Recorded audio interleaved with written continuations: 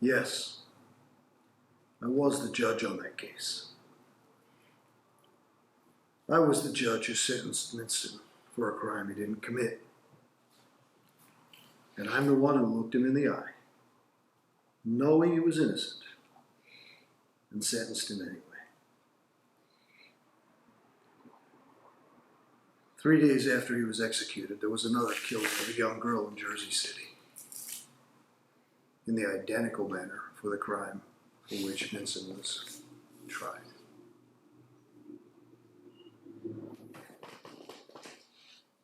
You said he'd figure it out. Does he have any evidence? The IAD doesn't know anything. They have a theory, that's it. Here's what you do.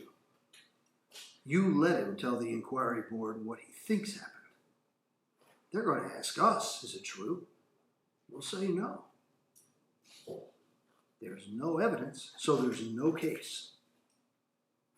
The union has our back.